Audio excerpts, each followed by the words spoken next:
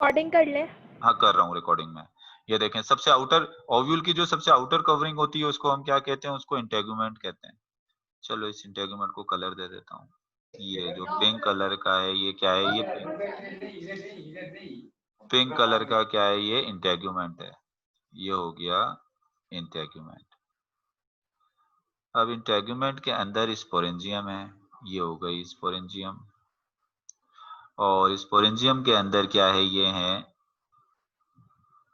Archegonium. 2 से 5 तक होती है, मैं यहाँ एक ही बना रहा हूँ, मैं इसको ज्यादा नहीं बना रहा हूँ। ये हो गया। और इसके अंदर क्या है, इसके अंदर है ये फीमेल गैमेट एग। और यहाँ पर है ये पोलन ग्रेन।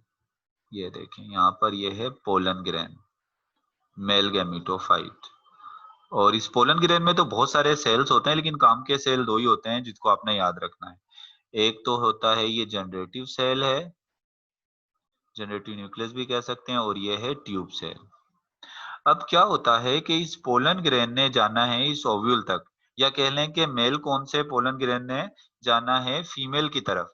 इसको हम कहते हैं पोलिनेशन, यानी यहां से ये यहाँ जब जाएगा पोलन ग्रेन, इस प्रोसेस को हम क्या कहेंगे, इसको हम कहेंगे पोलिनेशन। अब कैसे जाएगा यहाँ से यहाँ तक, तो ये पाइनस प्लांट के अंदर जो पोलिनेशन होती है वो हवा के जरिए होती है, बाय विंड। पोलिनेशन किसके, बस इतनी बात याद रखें कि पाइनस प्लांट में जो पोलिनेशन होती है वो किसके जरिए होती है, विंड के जरिए, हवा के जरिए।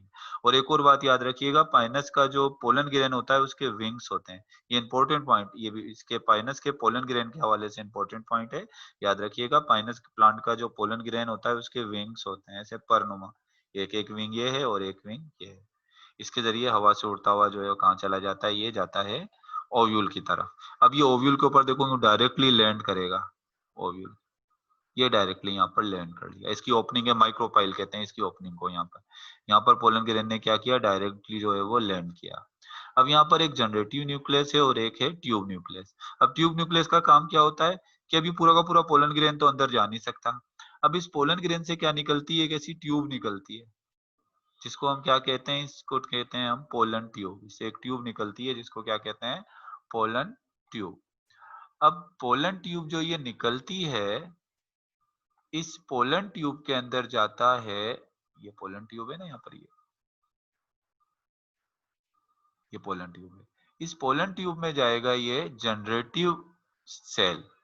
पोलन ट्यूब के अंदर जो मूव करेगा वो कौन मूव करेगा, ये जनरेटिव सेल। ट्यूब सेल का काम तो पोलन ट्यूब बनाना था, अब ये जनरेटिव सेल अंदर गया। ट्यूब सेल भी जाएगा लेकिन यहाँ में जनरेटिव सेल। जब जनरेटिव सेल अंदर चला जाता है तो अंदर जाकर जनरेटिव सेल मेल गैमेट बना लेता है। क्या बना लेता है, ये जनरेटिव सेल अंदर जाकर मेल गैमेट बना लेता है। फिर क्या होता है इनमें से, ये मेल गैमेट जो होते हैं, मेल गैमेट यहाँ से जाकर, मेल गैमेट जाते हैं आर्किगोनियम में। ये मेल गैमेट है ना, ये यहाँ से खत्म हो गया अब तो, क्योंकि ये किस में कन्वर्ट हो गया, ये कन्वर्ट हो गया किसमें, ये मेल गैमेट में। और मेल गैमेट यहाँ से मूव करते हुए कहाँ चले जाएंगे, ये चले जाएगा फीमेल गैमेट आर्किगोनियम में। और आर्किगोनियम में ये मेल गैमेट फीमेल गैमेट के साथ फ्यूज हो जाएगा। जब मेल और फीमेल गैमेट फ्यूज होते हैं तो आपको पता है क्या बनता है, एक ही चीज बनती है हमेशा, चाहे एनिमल्स हो चाहे प्लांट्स हो, मेल और फीमेल गैमेट की प्रोडक्ट क्या होगी। अगर आपसे पूछा जाए fusion product of fertilisation, zygote, zygote. यानी अब फर्टिलाइजेशन हो रही है। अब आप देखो मेल और फीमेल गैमेट मिल रहे हैं, ये फर्टिलाइजेशन है। तो इसका मतलब सीड प्लांट में फर्टिलाइजेशन से पहले भी एक प्रोसेस होता है जिसको कहते हैं पोलिनेशन। और पोलिनेशन के बाद फिर लास्ट में फर्टिलाइजेशन होगी, जायगोट बन गया। फिर जायगोट किस में कन्वर्ट हो जाएगा, जायगोट बना लेगा एक बेबी प्लांट। इस जायगोट से क्या बन जाएगा, इस जायगोट से बन जाएगा एक बेबी प्लांट। और उस बेबी प्लांट को हम क्या कहेंगे, उस बेबी प्लांट को हम कहेंगे एम्ब्रियो। इससे क्या बन जाएगा, एक बेबी प्लांट एम्ब्रियो बन जाएगा। और एम्ब्रियो बनने के बाद क्या होगा, ये पूरा का पूरा ओव्यूल जो है, ये पूरा ओव्यूल किस में कन्वर्ट हो जाएगा, सीड में।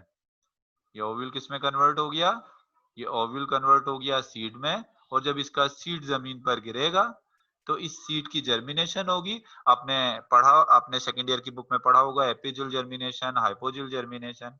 इसमें एपिजुल होती है मेरे ख्याल से, तो ये फिर हम बाद में डिस्कस करेंगे। लेकिन अब क्या होगा, इसको पानी मिलेगा जब सीड को, तो इसकी जर्मिनेशन होगी। ये एम्ब्रियो जो है वो किसमें कन्वर्ट हो जाएगा, ये बाहर निकलेगा इस सीड से, इसकी रूट बनेगी। और इस तरह से दोबारा एक कौन सा वाला प्लांट बन गया, गैमेटोफाइट प्लांट से दोबारा जो है दोबारा यहाँ गैमेटोफाइट ने मिलकर क्या बना लिया, स्पोरोफाइट बना लिया। अब इसकी मैं थोड़ी सी जो है वो समरी लिखवा देता हूँ आपको, इसकी समरी को इसकी लाइफ साइकिल के जो है वो स्केच में देख लेते हैं इसको। सबसे पहले है स्पोरोफाइट प्लांट। अब स्पोरोफाइट की जो रिप्रोडक्टिव स्ट्रक्चर्स होती हैं उन्हें कौन कहते हैं? एक मेल कौन है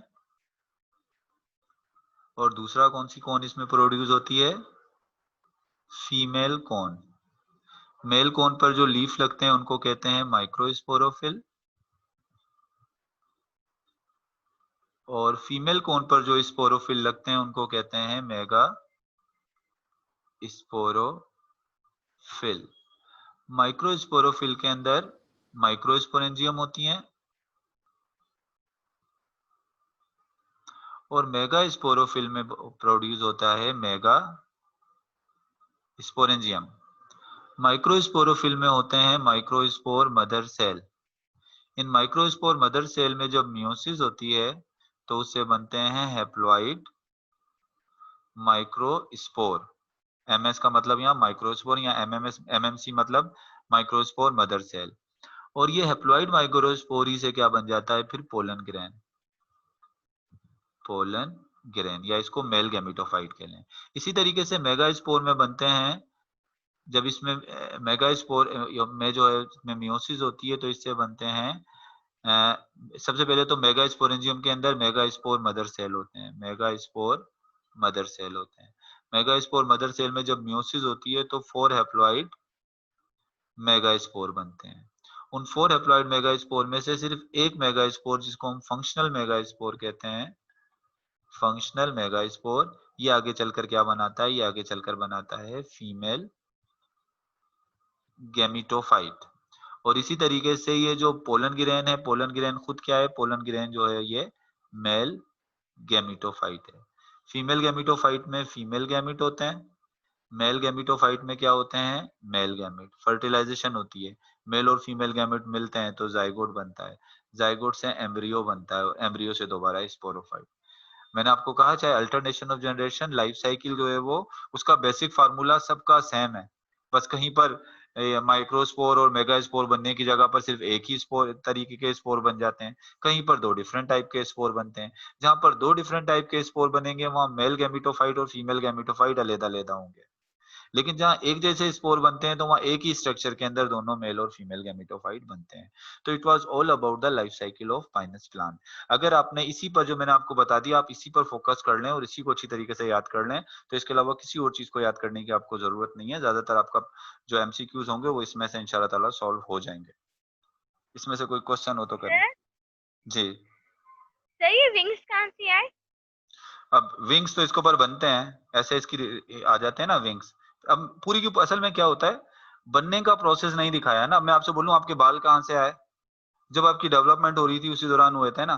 तो जब ये पोलन ग्रेन बन रहा था तो उसी दौरान ये विंग्स बन गए थे।